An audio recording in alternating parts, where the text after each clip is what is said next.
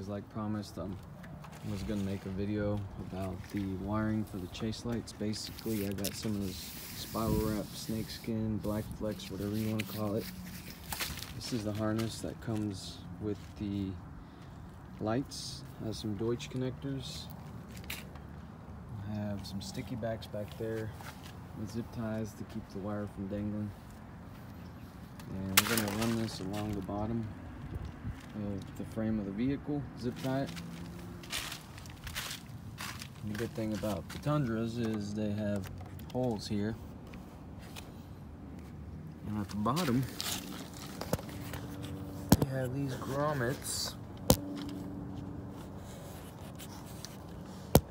Get to like the focus right here. That grommet comes out. We'll run our wires through there. At the moment, doesn't look like it's going to be big enough, so we're going to use a stepper bit, unibit, make that bigger, get our spiral wrap in here, run our wires up into the truck through the steering column. And I'm actually going to use this open port here to install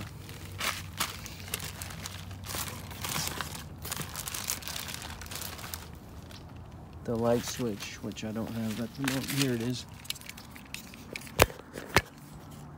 This light switch. And it'll look OEM. And I can turn them on and off when I want to. Yes, you can wire these into your reverse lights, but they're too bright and I don't want to be blinding people when I'm in a parking lot or something. This is only one needed for off-road use, I guess you could call it. In here, I had to take this up. I don't have anybody helping me, so, but I put some butt splice connectors, or crimp connectors. And I got some heat shrink. Slid it onto the wire. Used the torch. And once I have them finished, I'll show you the finished. As I managed to route the wires for the chase lights up to the center console here, center dash. Had an open space. We got that switch right there installed. We need a positive to power up the switch, a negative or a ground, which is our black, and then you need to hook up whatever you're going to power up on this lead here. Now it also has this fourth lead, which I got capped off, but I'm going to use to power up the internal light of the switch when the truck comes on. So with that being said, we're going to use some of these T-taps and tap into these wires here on the cigarette lighter to give us power. And since these lights aren't always going to be running, not pulling much voltage at all, we're going to go ahead and use that power source. Now I got a voltmeter here. I changed it to continuity or ohming, and you can check to ground and see which one of these wires here is positive and negative. I've already determined that the red is positive and the black, or the white with a black stripe, is our ground, negative. So let me fix this up and then I'll show you how it looks when it's done. Alright guys, so here's the chase light install.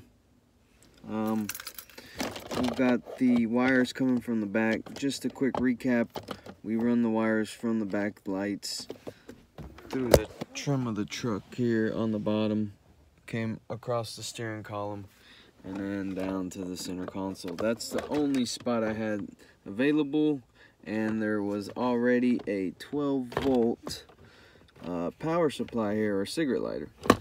I do have, the Tundra does come with a few more spares, but I've already went ahead and used them. As you can see, Anytime Lights or AnytimeCameras.com, I think it is. They sell a 2-pole switch, so you can actually control 2 different things off 1 switch. Okay, so we had to use this position. We put the 15 amp fuse that comes with the lights. That was included with the harness, with the rigid pod lights. All this stuff we basically reused. The only thing I had to buy was the OEM switch, which is 14 bucks on Amazon. I'll put the link down below. It's just a Toyota OEM style switch. It is blue. It matches everything else.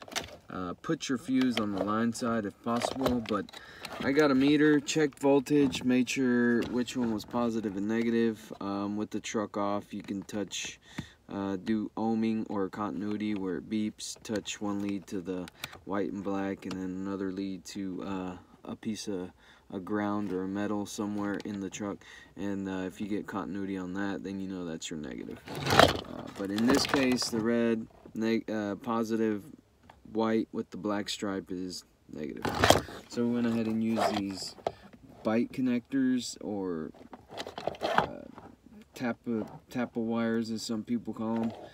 Just make sure you get a good contact. It has a little blade in there, and that blade, you're supposed to rotate it until you get a good contact. Then you splice in or crimp some spade connectors onto the wire that you want, and that's how you're going to get your power and your negative.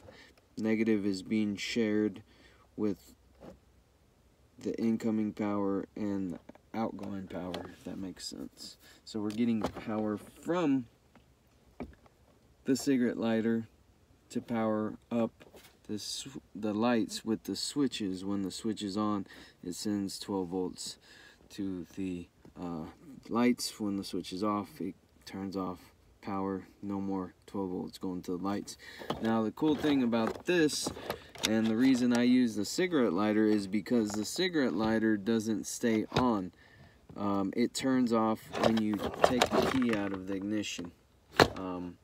So we're going to go ahead and put this back together real quick. This is pretty simple. Just use some butt splices. Make sure your connections are good.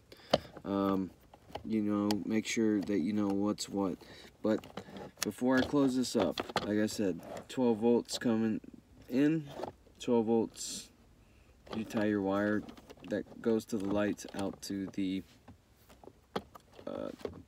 wire going out. In this case, it's green. So you're going to tie your green to the lights that you want to power up. You want to tie your yellow and your red. Red is power, 12 volts. And the yellow is accessory.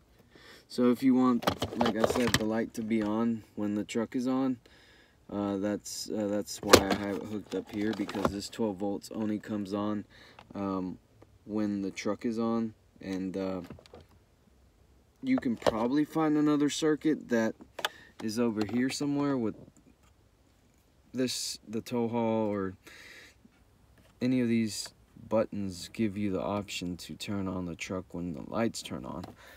That's the only downside using the cigarette lighter. It's going to be on all the time, even when the lights are not on, but it's not going to be on when the truck is off. So, and that's another downside. The light switch will only be on when the keys are in the ignition. So if you don't have the keys in the ignition, you're basically going to have to turn the truck on or turn it to accessory to get the lights to turn on.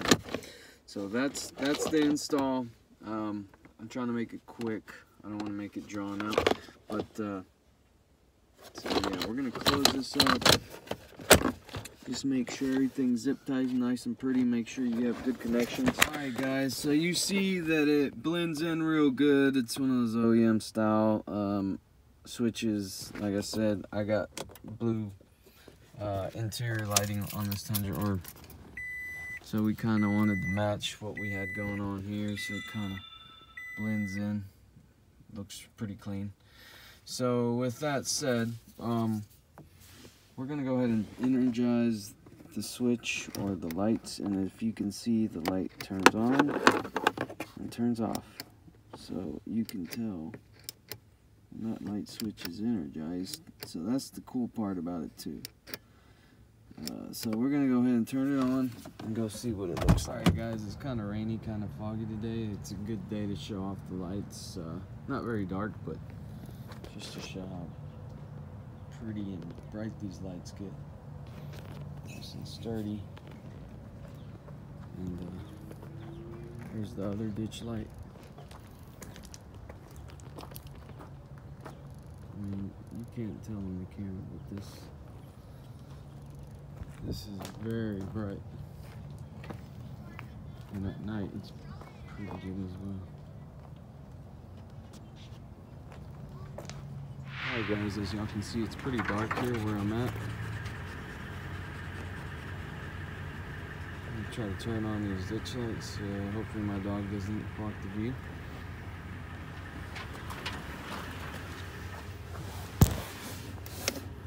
There's the button. Energized.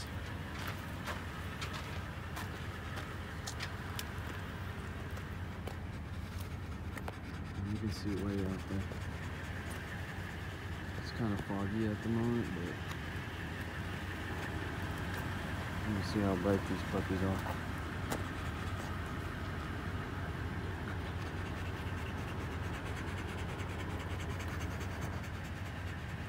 I mean, he's probably blocking the beam pattern a little bit, but it's a lot better than nothing.